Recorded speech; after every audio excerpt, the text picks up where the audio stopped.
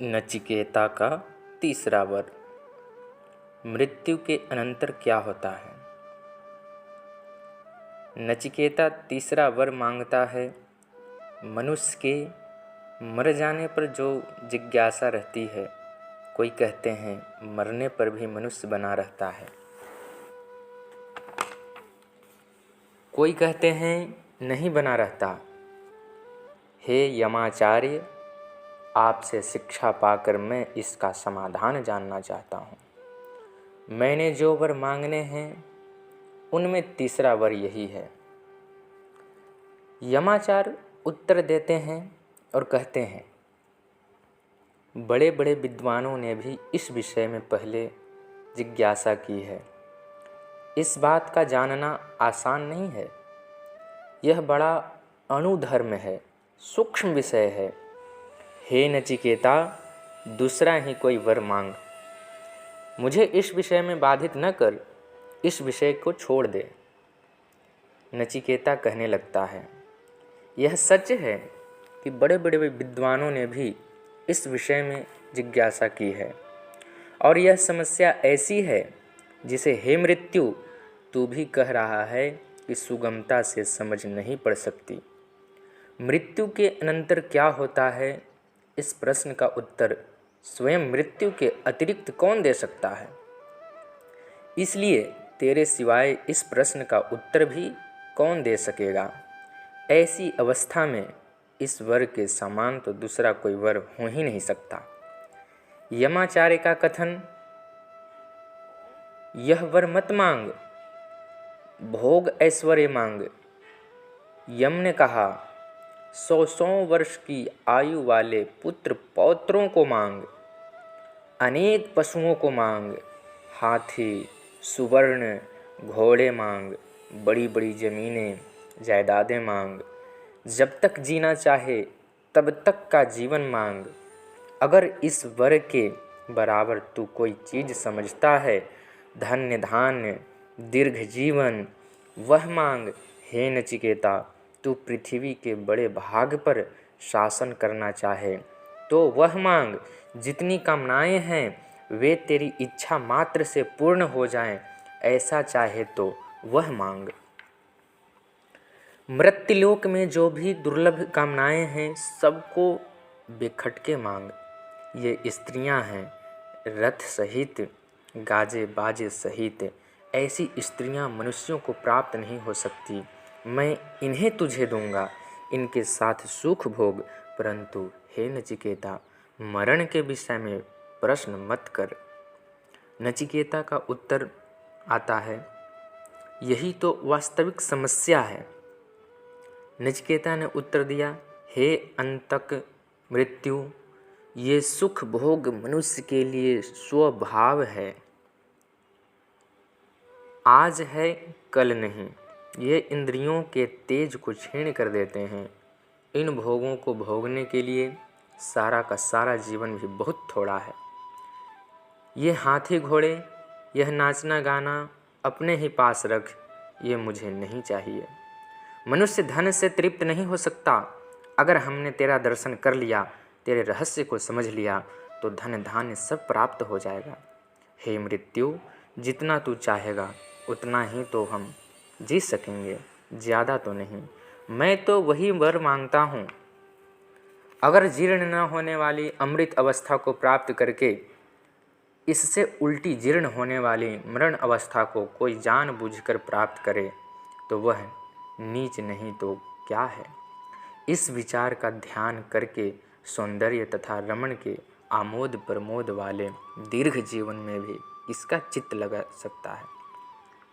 हे मृत्यु, जिस बात को जानने के लिए सब लोग जिज्ञासा करते हैं, जिसके लिए महान संप्राय परलोक साधक यम नियम आदि किए जाते हैं, मृत्यु के बाद उस आत्मा का जो रूप है यही हमें बताइए।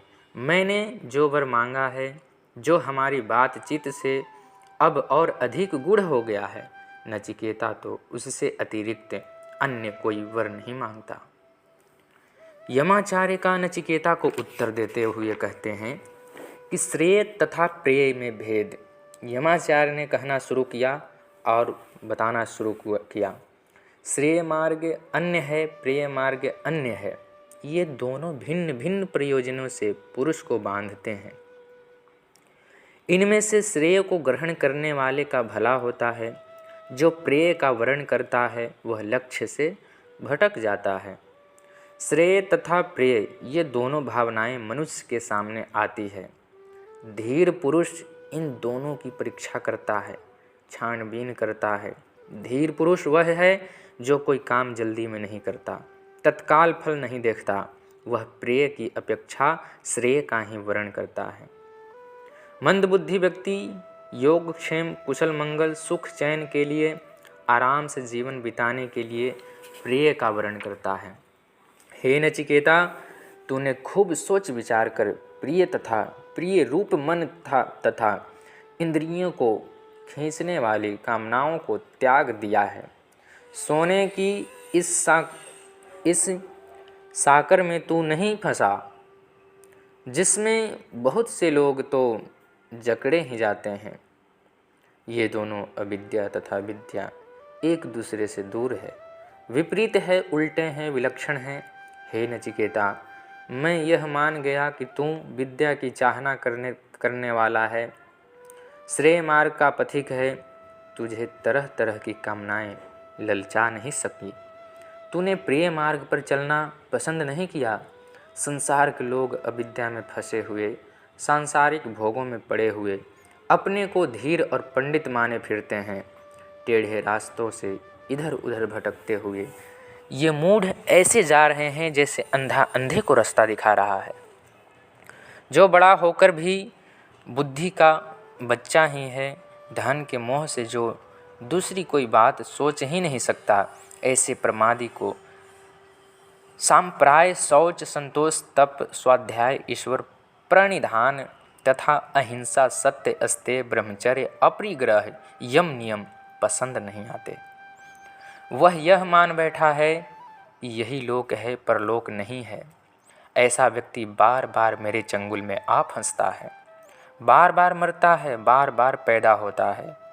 बहुतों को तो वह सुनने को भी नहीं मिलता। बहुत से लोग उसे सुनते हैं पर फिर भी कुछ जान नहीं पाते। उसका कहने वाला विरला है, उसको पाने वाला कोई कुशल ही है। कुशल गुरु के उपदेश से कोई विरला ही उसे जान पाता है। उसका कितना भी चिंतन क्यों न करें, साधारण गुरु के उपदेश से उसे नहीं जान सकते। दूसरे के बताए बिना कोई उसके ज्ञान में आगे नहीं बढ़ सकता। वह अणुप्रमाण है, सूक्ष्म है, इसलिए अज्ञान और अतर्क्य है। इंद्रियों से देखा नहीं जा सकता और तर्क से जाना नहीं जा सकता। जो बुद्धि मैंने तुझे दी है वह तर्क वितर्क से हटा मत देना। हे प्रिय शिष्य, उस ब्रह्म का ज्ञान तभी होता है जब कोई गुरु उसका उपदेश देता है। तू धैर्य वाला है, सत्य का खोजने वाला है, इसलिए तुझे वह बुद्धि मिल गई है। हे नचिकेता, हमारे लिए तो कोई पूछने वाला हो, जिज्ञासु हो तो तेरे जैसा हो। मैं जानता हूँ कि यह धन संपत्ति अनित्य है। जो वस्तुएं स्वयं अध्रुव है, अस्थिर है, उनसे वह ध्रुव स्थिर ब्रह्म नहीं प्राप्त हो सकता। इसी कारण मैंने नचिकेता अग्नि का चयन किया है, तीनों संधियों को पार किया है। ब्रह्मचर्य, गृहस्थ, वानप्रस्थ तथा संन्यास आश्रमों में से गुजरा हूँ। इस प्रकार अनित्य द्रव्यों से ही नित्य को मैंने पा लिया है। वैसे तो अनित्य से नित्य की प्राप्ति नहीं हो सकती, परंतु अगर नचिकेता अग्नि का चयन किया जाए, नचिकेता में जो अग्नि जल उठी थी वह हम में भी प्रदीप्त हो उठें और चारों आश्रमों में से प्रत्येक आश्रम के अनुभव से जो नवीन आत्मज्योति मिले उसे अपना पथ प्रदर्शक बनाया जाए, तो अनित्य संसार से भी नित्य प्राप्ति हो सकती है। तूने कामनाओं को पूर्ण करने की उमंगों की, धनी होने के कारण मिलने वाले सम्मान को, कभी समाप्त न होने वाले कर्मकांड को, निर्भीकता की सीमा को, चारों तरफ से उच्च ध्वनि से होने वाले जय जय नाद को, सब तरह की प्रतिष्ठा को आंखें से देखकर हे धीर नचिकेता धीरता के साथ छोड़ दिया।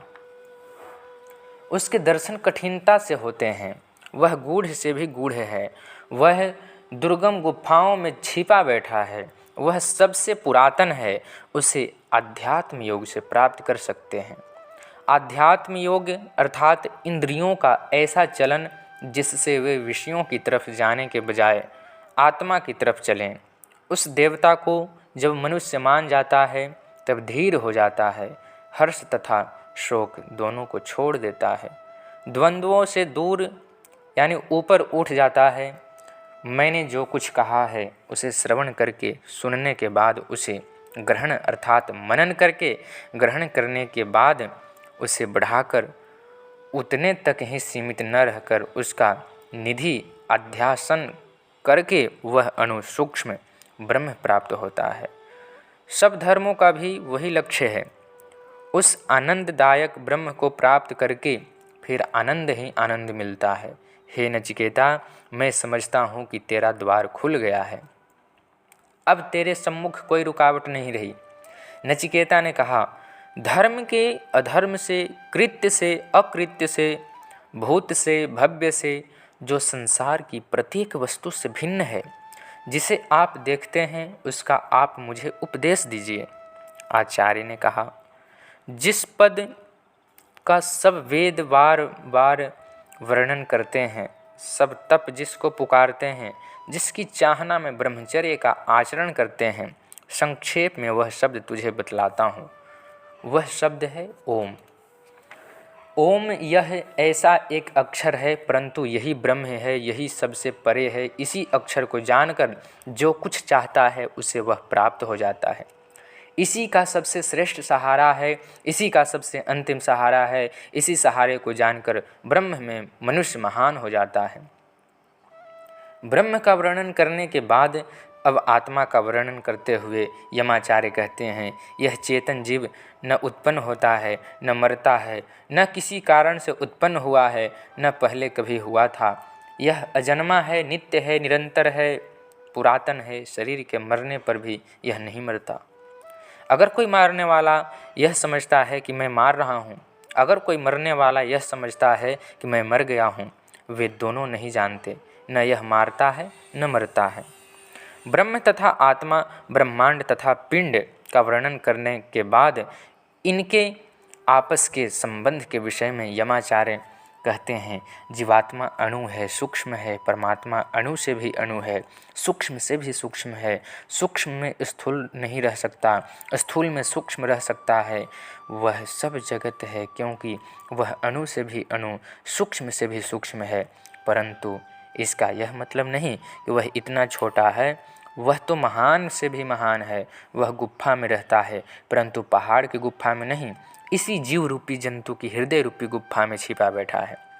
उसे कर्मों के जाल में दुनिया के गोरख धंधों में फंसा हुआ है।